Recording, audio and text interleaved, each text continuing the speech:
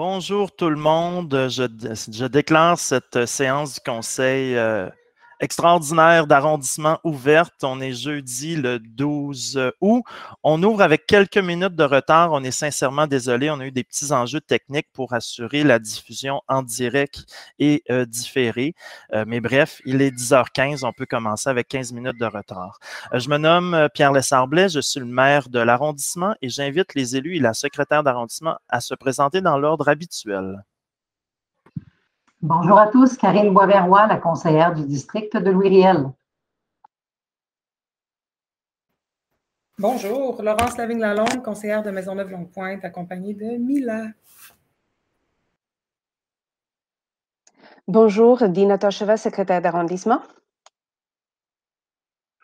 Bonjour, Eric Allen Caldwell, conseiller municipal de Schlaga.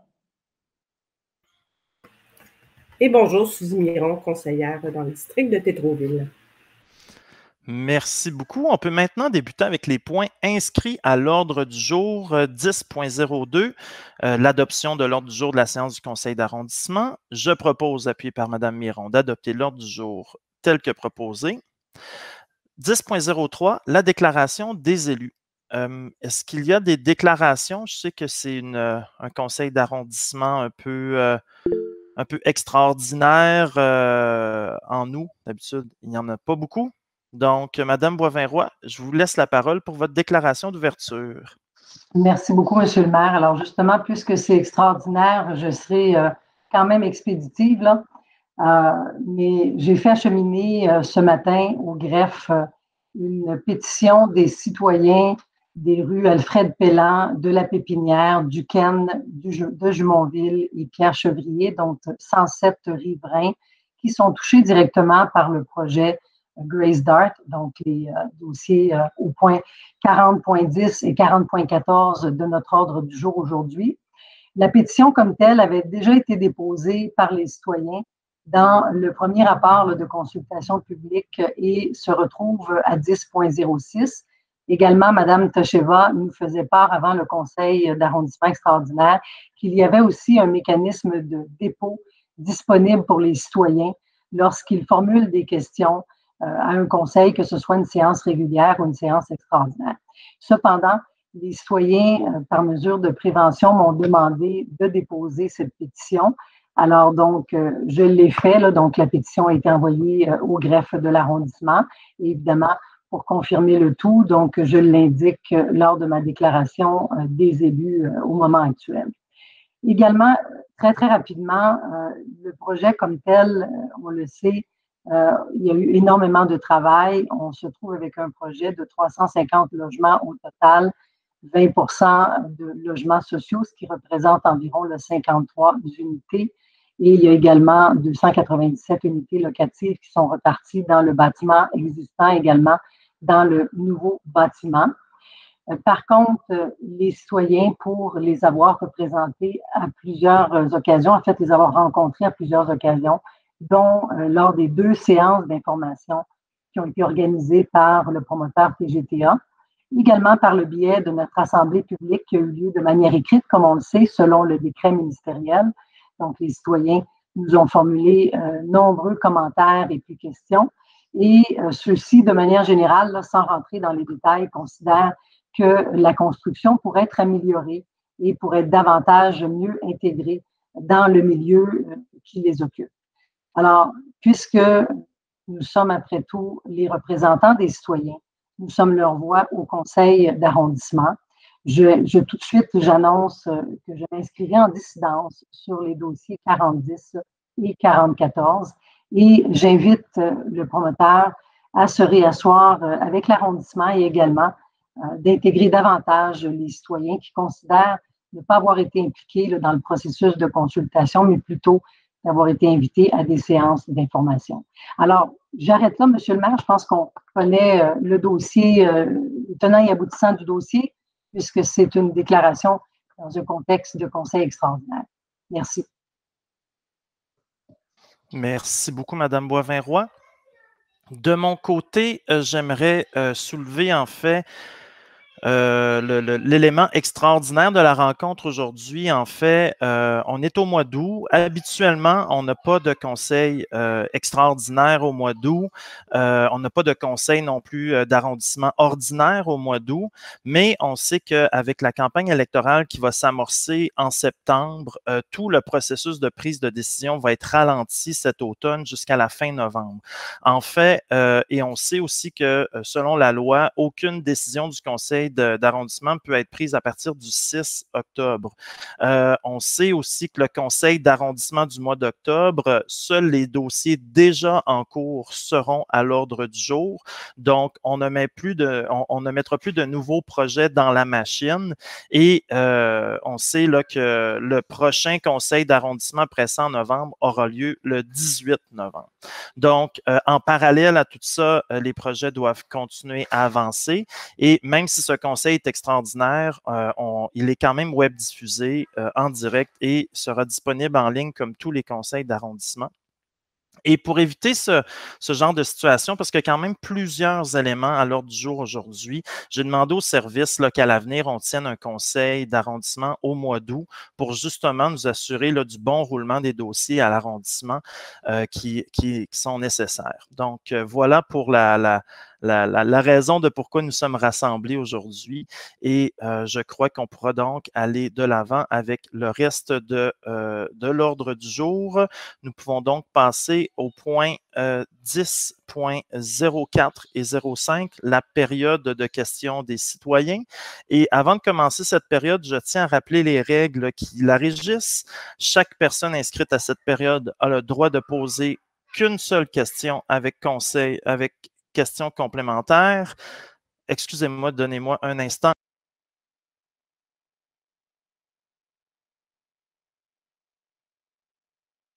Merci beaucoup. Donc,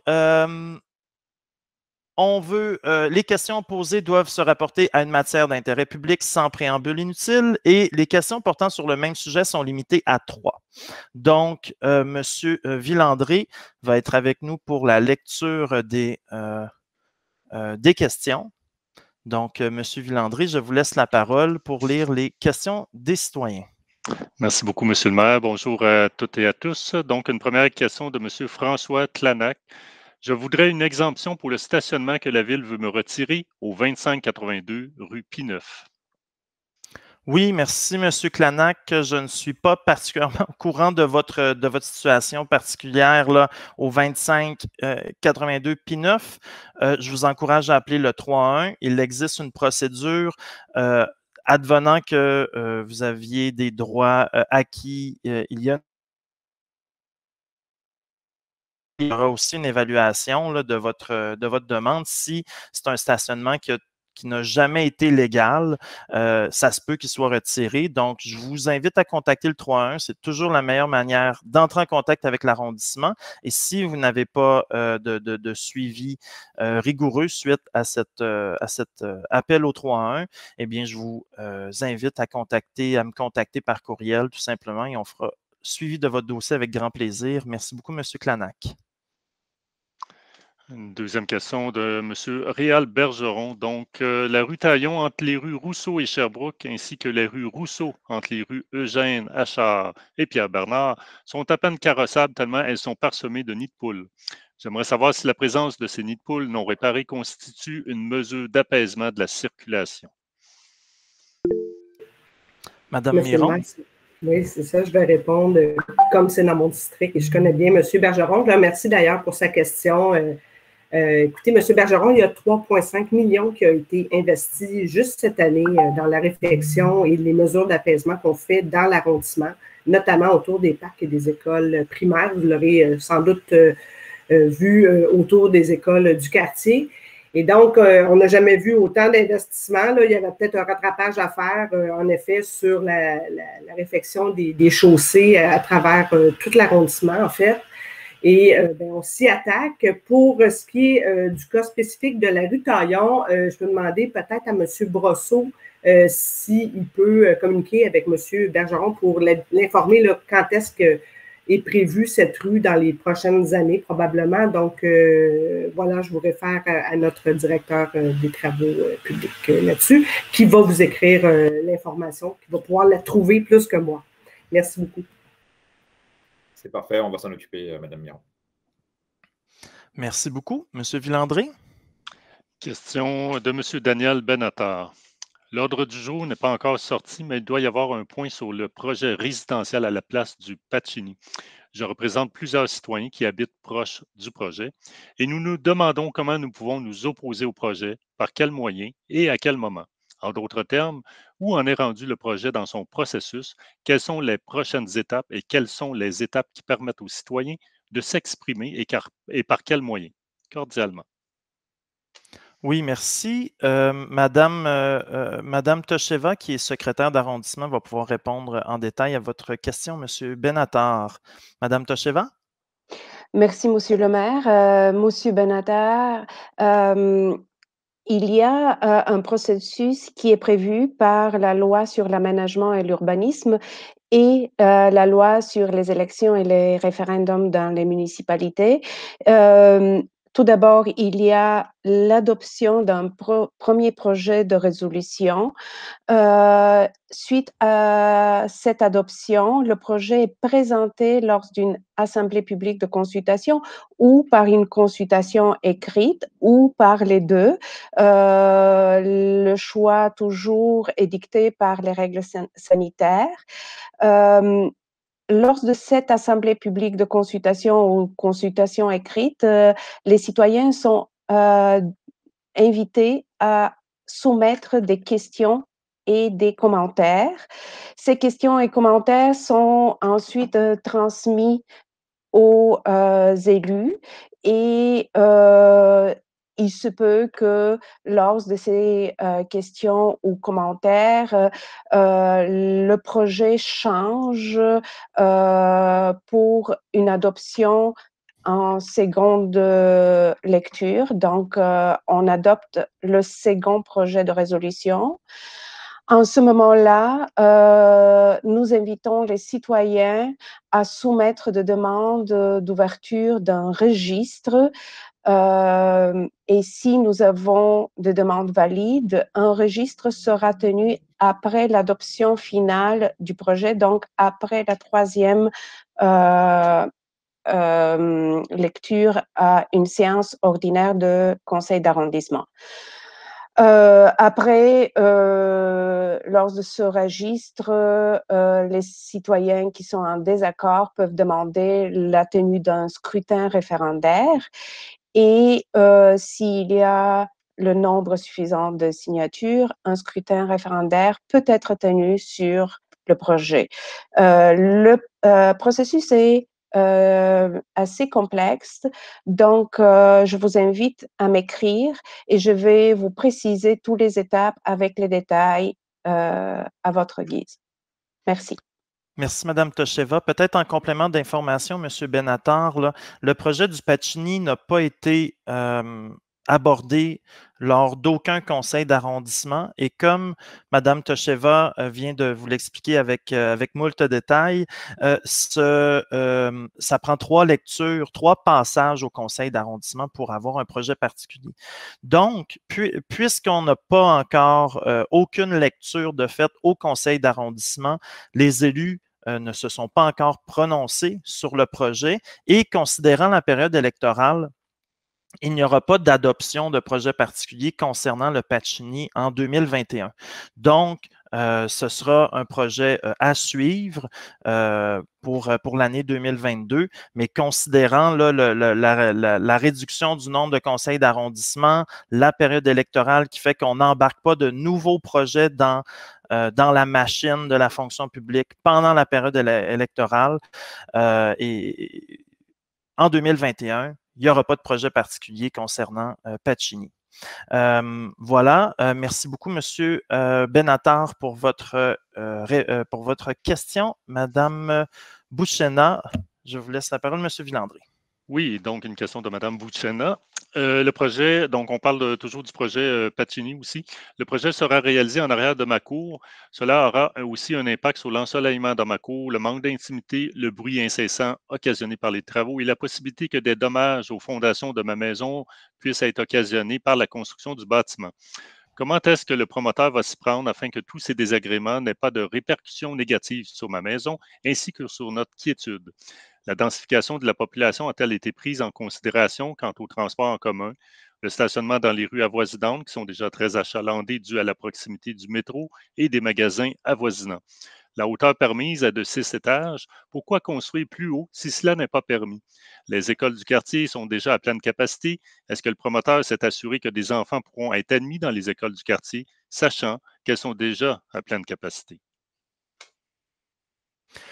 Oui, merci, Madame Boussena. J'espère que je prononce bien votre nom là, pour votre question. Il y a beaucoup de questions dans ce projet-là. Je prends pour acquis que vous souhaitez parler du projet de Grace Dart sur la rue Sherbrooke. J'espère que je ne me fourvoie pas. Écoutez, je trouve ça quand même dommage que ma collègue Karine Boivin-Roy s'oppose au processus avant même que le processus de signature pour la demande référendaire ait eu lieu.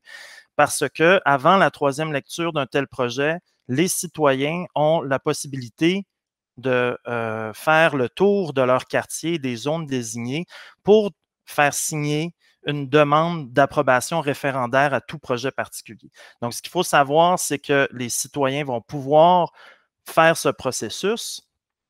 Et là, il y a plusieurs questions. Là. Premièrement, sur la question des écoles du quartier, c'est un problème généralement. Nous, on est en communication constante là, avec c'est plus la commission scolaire, c'est le centre de services scolaires de Montréal. On sait qu'il y a des petits enjeux présentement là, au centre de services scolaires de Montréal. On espère que ça va se rétablir très rapidement. Mais nous, nos équipes, on est en constante communication avec le centre de services scolaires de Montréal pour leur nommer les différents projets immobiliers qui sont à venir ou en cours dans le quartier.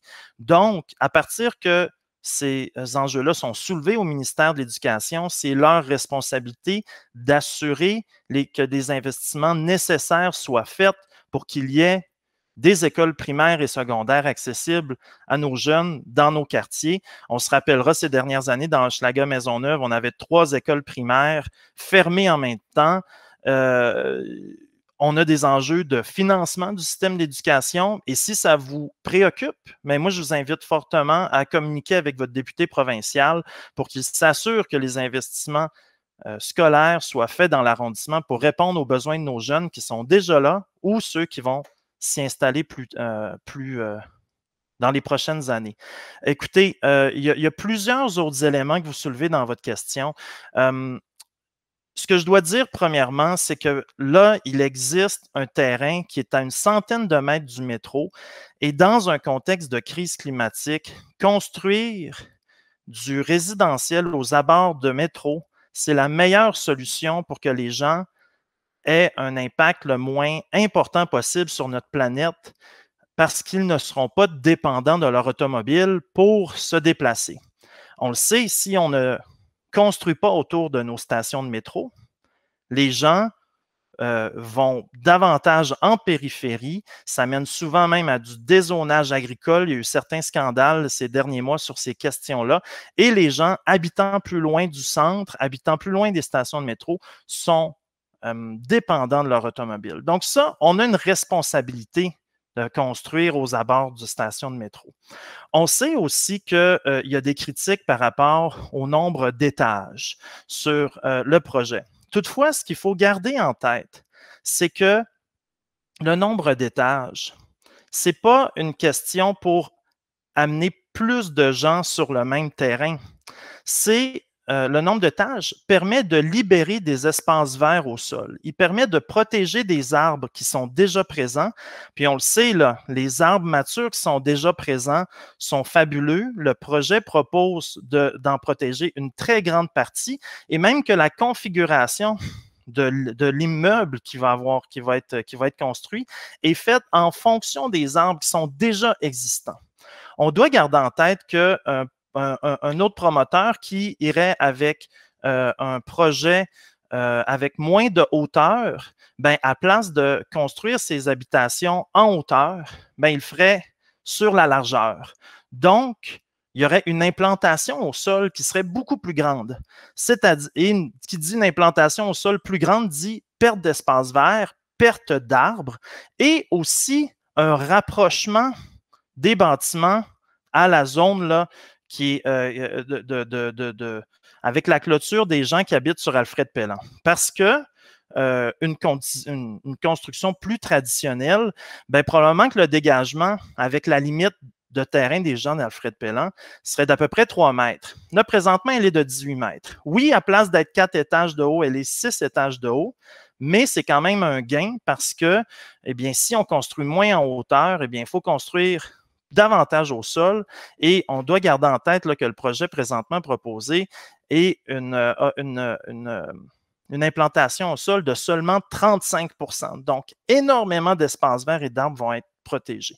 Il y a plusieurs éléments dans votre question. Je ne peux pas tous les aborder ce soir, mais je crois que la discussion va suivre parce que il va y avoir donc le processus d'approbation référendaire auquel les citoyens vont pouvoir faire valoir leurs droits et on va être à l'écoute de tout ce moment de démocratie citoyenne. Alors, merci, Mme Boussena, pour votre question.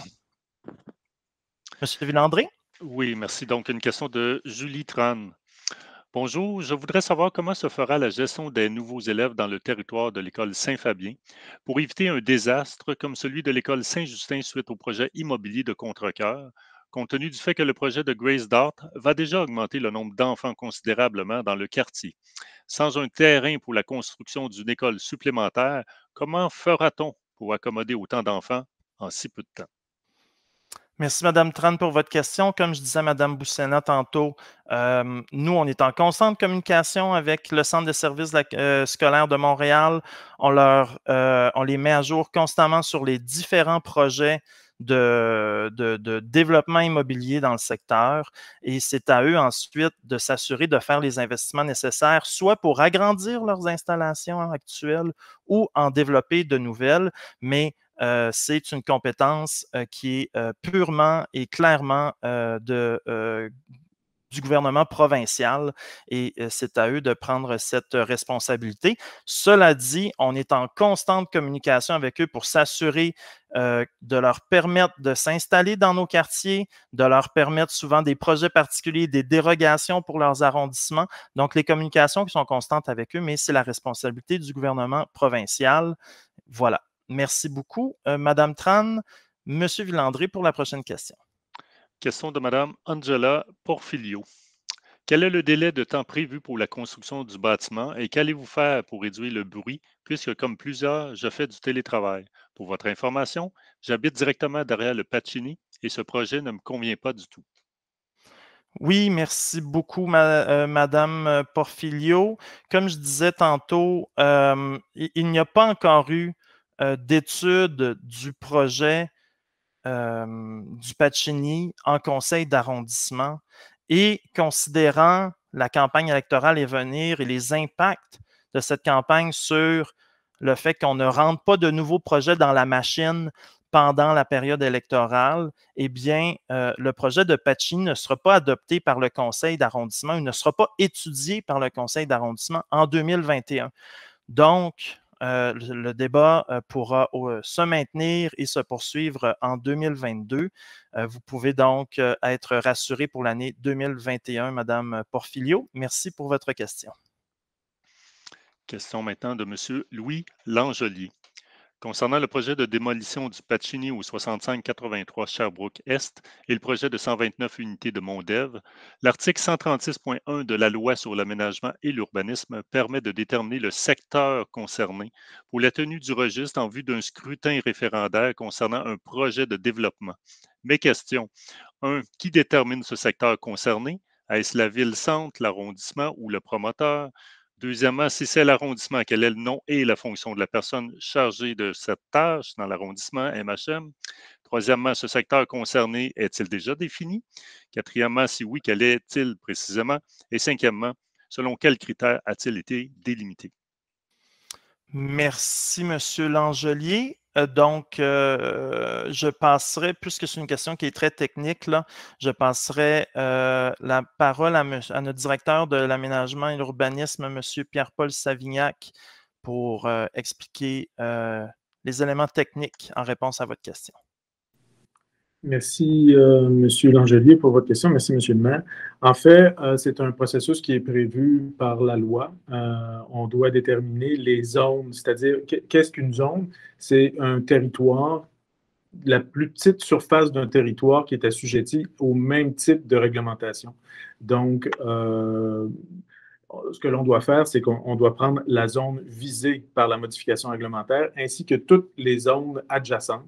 Ça crée un périmètre, un territoire qui inclut la zone en tant que telle, les zones adjacentes, et c'est comme ça qu'on définit le territoire.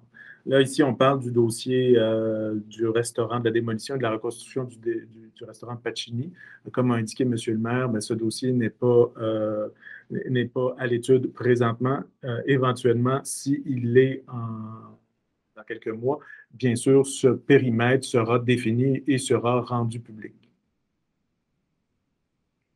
Merci. Merci beaucoup, M. Savignac. Votre réponse est très appréciée. On peut donc passer à la question de M. Dumont. Oui, donc une question qui porte sur le projet PP27-0303, donc qui concerne le 6085 Sherbrooke-Est, le point 40.14 à l'ordre du jour de la séance extraordinaire d'aujourd'hui. Dans l'avis préliminaire du comité mixte suite à l'Assemblée du 2 octobre 2020, le comité mixte précisait à la page 4, contexte urbain et insertion volumétrique, deuxième paragraphe, une citation, le comité craint que les hauteurs de 7 et 6 étages hors sol ne respectent pas l'uniformité du secteur.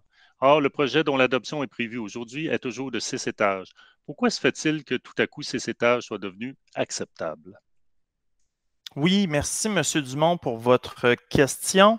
En fait, lorsqu'il y a des discussions là, entre le comité mixte et le promoteur, eh bien, le projet est en constante amélioration et constante bonification.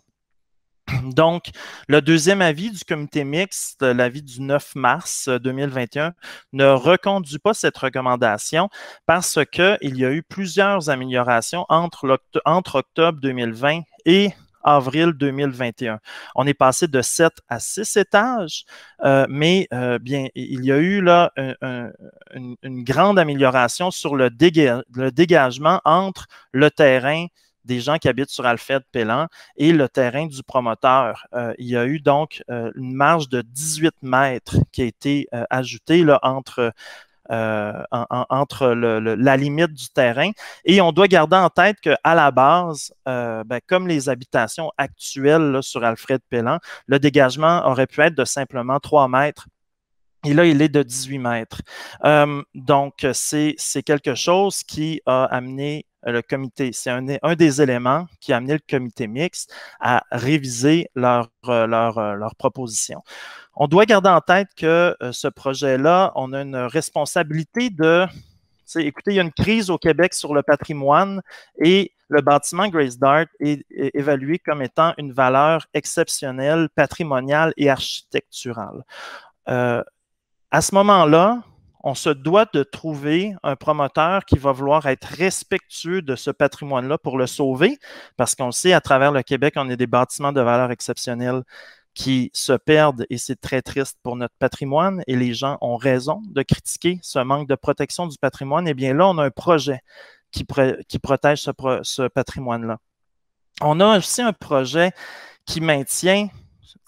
Il y a 65% du terrain là, sur lequel il n'y aura pas de bâtiment. C'est immense. Donc, le taux d'implantation, oui, le 6 étages peut parfois créer certaines préoccupations, mais le fait que le promoteur ait construit davantage en hauteur, ben, il fait qu'il ne s'étend pas en largeur et en longueur sur le terrain, ce qui fait qu'on protège des espaces verts et des arbres. Il faut aussi garder en tête là, qu'on a 20% de logements sociaux qui vont s'y installer avec un superbe projet de coop et qu'on est aux abords d'une station de métro, on est obligé de développer, d'offrir les terrains les terrains non utilisés aux abords des métros, on doit amener des citoyens à y habiter parce que c'est des emplacements idéaux pour réduire notre dépendance à l'automobile solo. Donc, c'est extrêmement important dans ce sens-là et le projet a différents avantages. Cela dit, les citoyens pourront il existe encore un processus de signature pour demander un référendum et j'encourage les citoyens là, qui veulent y participer de le faire car c'est leur droit démocratique. Merci beaucoup, M. Dumont, pour votre question. M. Villandré. Une dernière question pour aujourd'hui, donc une question de M. Jocelyn Damour. En fonction du point 40.14 à l'ordre du jour d'aujourd'hui, la question s'adresse à M. le maire de MHM pour le projet PP 27-0303, le 6085 Sherbrooke-Est. Ma question est basée sur les deux faits suivants. Premièrement, dans le cadre de la consultation en mode virtuel, une pétition de 107 signatures des riverains a été déposée. Deuxièmement, lors de la deuxième rencontre citoyenne organisée par le promoteur TGTA le 14 juillet dernier, vous avez entendu les protestations de plus de 110 citoyens qui se sont déplacés en pleine période de vacances. Malgré ces faits, je constate que vous maintenez le cap et que ce projet sera approuvé aujourd'hui en deuxième lecture. Qu'entendez-vous faire de concret pour calmer la grogne des riverains relativement à ce projet d'immeuble de 6 étages trop haut qui va défigurer et dénaturer à jamais notre secteur? Merci, M. Damour, pour votre question. En effet, j'ai participé à une rencontre avec les citoyens le 14 juillet dernier. J'ai lu les rapports avec les commentaires des citoyens. Il y a aussi eu tout un processus. Là, le projet a été analysé à 2 reprises par le comité Jacques Vigée qui s'assure de la saine intégration des nouveaux projets à la Ville de Montréal, particulièrement à ce qui a trait au patrimoine et à la qualité de vie des citoyens. Il y a eu 2 passages aussi au comité consultatif d'urbanisme où est-ce que le projet a été approuvé, en fait, au final, par le comité consultatif en urbanisme. Donc, écoutez, il y a plusieurs processus qui ont eu lieu jusqu'à présent pour entendre les préoccupations des citoyens et ce processus-là n'est pas terminé, en fait. Il y a le processus de demande de référendum, en fait, si les citoyens vont à chercher assez de signatures. C'est une procédure qui vous est toujours disponible, M. Damour. Et Mme Tocheva, si vous pouviez peut-être compléter avec avec les spécificités techniques là, de la demande de référendum pour les citoyens, pour mieux informer M. Damour, ce serait apprécié. Oui, merci beaucoup, Monsieur le maire. Il y aura un avis public qui sera publié sur notre site dès demain, qui va inviter tous les personnes provenant de la zone visée et les zones contiguës. Il y aura un plan dans cet avis public, donc vous pouvez vérifier si vous appartenez à ces zones-là, de déposer par plusieurs moyens une demande d'ouverture d'un registre. Pour cela, il faut que la personne nous écrit ou qu'elle signe sur une pétition ou qu'elle vienne déposer directement au BAM sa demande, dans lequel elle indique le projet particulier pour lequel elle veut qu'un registre soit tenu, son nom et son adresse. C'est tout. Merci beaucoup, Mme Tocheva. Donc, je crois que cela répond à votre question. Monsieur Damour, on peut donc poursuivre avec l'ordre du jour de l'arrondissement. Je dois, puisque les questions portant sur le même sujet sont limitées à 3, je dois quand même dire là, que Mme Éléonore Carrara, M. Louis Langelier, M. Olivier Milon, M. Pierre-Léonard, M. Yves Mathieu, nous avons bien reçu vos questions et M. Bergeron, Benatar, oui, donc c'est des gens qu'on a déjà nommés aussi, mais bref, on a reçu vos questions et on les a bel et bien lues. Merci de votre intérêt. Je cède donc la parole à Mme Tocheva pour la suite de la séance au point 10.06. Merci. Donc, 10.06, déposer les rapports des consultations écrites tenues du 23 juin au 7 juillet et du 22 juillet au 5 août 2021. Merci. Point 20.01. Accorder une contribution financière de 10 000 $ à Hydro-Québec pour assurer la réalisation d'une murale sur la clôture du poste de transformation Jeanne d'Arc d'Hydro-Québec et d'un aménagement paysager à l'angle des rues Hochelaga et Jeanne d'Arc à l'automne 2021. Affecter une somme de 10 000 $ provenant du surplus de l'arrondissement au financement de cette dépense. Je propose, appuyé par M. Caldwell, 20.02. Attribuer à AECOM Consultant un contrat de service professionnel de 102 902 $, taxes incluses, pour l'élaboration d'un programme particulier d'urbanisme pour l'ère Todd Radisson, conformément au document de l'appel d'offres public 2021-027-P, autoriser une dépense totale de 113 192 $, taxes incluses. Je propose, appuyé par Mme Miron, 30.01. Autoriser l'amnistie des frais de retard des abonnés des bibliothèques de Montréal en date de 6 octobre 2021. Je propose, appuyé par Mme Miron, 30.02. Approuver la présentation d'une demande d'aide financière au Développement économique Canada pour les régions du Québec dans le cadre du programme Fonds canadien de revitalisation des communautés pour le projet de réfection et réaménagement du chalet de Parc Raymond-Préfontaine. Autoriser M. Serge Villandré, directeur d'arrondissement, à conclure une entente avec le gouvernement à cet effet et le mandater pour s'assurer du respect de toutes les conditions de cette entente. Je propose, appuyé par M. Caldwell, 30.03.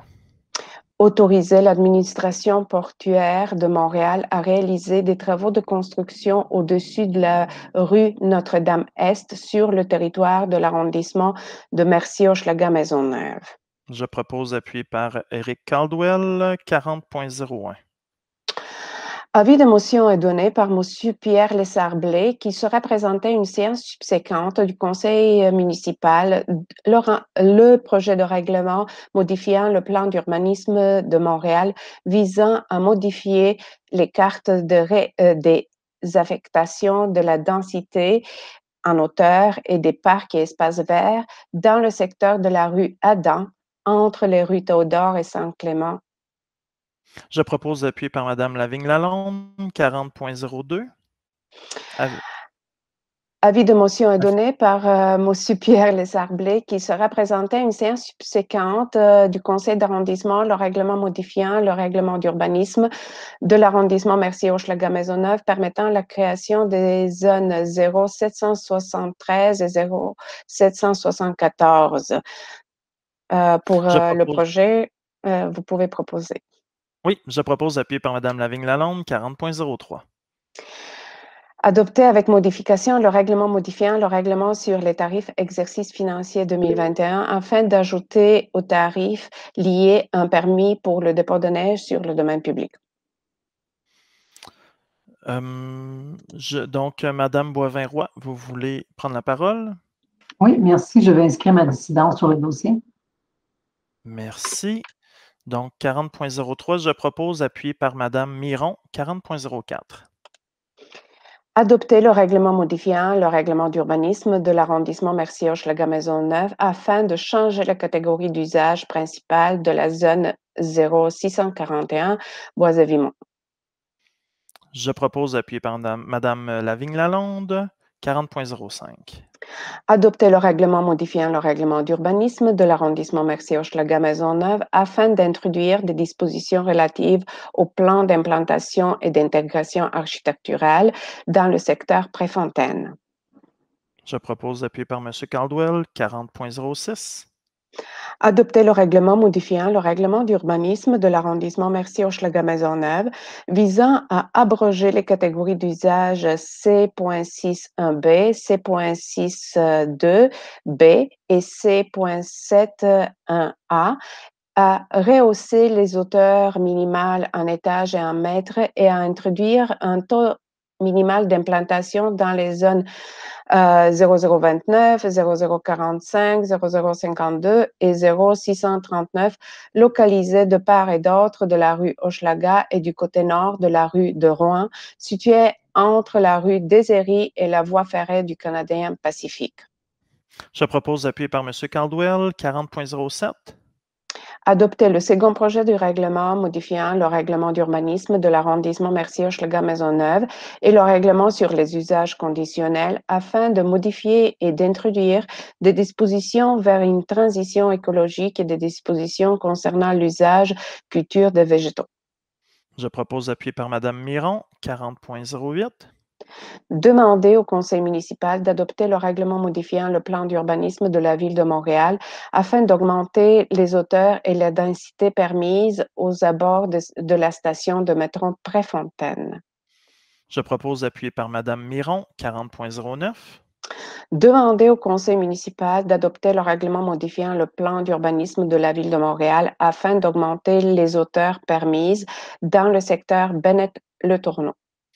Afin d'éviter toute apparence de conflit d'intérêts, je déclare en conformité avec le Code d'éthique et de conduite des élus de la Ville de Montréal mon intérêt personnel indirect dans ce dossier. Je vais donc me retirer des délibérations et laisser la mairesse suppléante, Mme Suzy Miron, présider la séance du conseil sur ce point. Parfait, merci beaucoup, M. le maire. Donc, pour le point 4009, je vais proposer, appuyé par M. Eric Allen Caldwell. Donc, merci. Donc, c'est adopté. Merci. 40.10.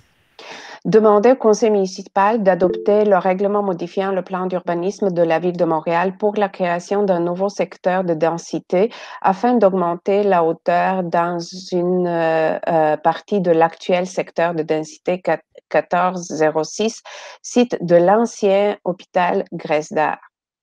Madame Boivin-Roy. Merci. À titre de représentante des citoyens, j'inscris ma dissidence sur ce dossier. Merci, Madame Boivin-Roy. Je propose appuyé par Madame Miron, 40.11. Demander au conseil d'agglomération d'adopter, en vertu de l'article 4 de paragraphe 4, de l'article 89 de la Charte de la Ville de Montréal, Métropole du Québec, un règlement autorisant la transformation et l'occupation de résidences pour personnes ayant besoin d'aide et d'assistance sur le lot 6 333 058, localisé entre les rues Théodore et Saint-Clément. Merci. 40.12. Autoriser, pardon, Monsieur le maire, il me faut un proposeur et un appuyeur pour ce point. Ah, OK, c'était pas inscrit dans le document que j'avais reçu de votre part. Désolé. Donc, je propose appuyé par Madame Laurence Lavigne-Lalonde. 40.12. Autoriser l'occupation du domaine public pour divers événements et dicter les ordonnances permettant la fermeture de rues, le bruit d'appareils sonores diffusant à l'extérieur, la consommation et la vente de nourriture et de boissons alcooliques ou non alcooliques, ainsi que la vente d'articles promotionnels reliés à l'événement pour l'année 2021. Je propose appuyé par Madame Miron, 40.13. Édicter une ordonnance exemptant le propriétaire du bâtiment situé au 575 rue Joliette de l'obligation de fournir 2 unités de stationnement en vertu du règlement sur les exemptions en matière de stationnement. Je propose appuyé par M. Caldwell, 40.14. Adopter le second projet de résolution du projet particulier PP 27-0303 en vue de permettre la démolition d'une partie du bâtiment et le redéveloppement de l'immeuble situé au 6085 rue Sherbrooke-Est, le site de l'ancien hôpital Grèce-d'Art. Madame Boivin-Roy. Merci beaucoup. À titre de représentante des citoyennes, j'inscris ma dissidence sur ce dossier. Merci. Je propose le projet appuyé par Mme Miron, 40.15. Adopter le second projet de résolution du projet particulier PP 27-0304 afin d'autoriser la démolition du bâtiment et le redéveloppement de l'immeuble situé au 4500 rue Hochelaga. Afin d'éviter toute apparence de conflit d'intérêts, je déclare en conformité avec le Code d'éthique et de conduite des élus de la Ville de Montréal mon intérêt personnel indirect dans ce dossier. Je vais donc me retirer des délibérations et laisser la mairesse suppléante, Mme Miron, présider la séance du Conseil sur ce point. Merci beaucoup, Monsieur le maire. Donc, sur le point 40.15, je vais proposer, appuyé de mon collègue, M. Eric Allen Caldwell. Et le dossier est donc adopté. Merci. 40.16. Adopter le second projet de résolution du projet particulier PP 27-0308 afin d'autoriser l'usage levure et de permettre l'agrandissement du bâtiment industriel situé au 16-20 rue Préfontaine. Je propose appuyé par M. Caldwell. 40.17. Approuver les travaux de construction pour l'immeuble projeté au 5460 rue Sherbrooke-Est. Je propose appuyé par Mme Miron. 61.01.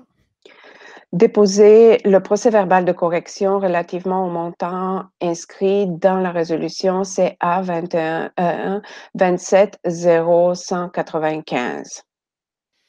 Merci. On passe donc au point 70.01, soit la période de questions des membres du Conseil. Y a-t-il des questions, chers collègues? Non. On peut donc passer au point 70.02, soit la levée de la séance. Je tiens à remercier mes collègues élus, Mme Tocheva, tous les directeurs et bien sûr tous les citoyens qui ont participé à cet exercice démocratique. Je vous souhaite une excellente fin de journée. Bonne journée à tous.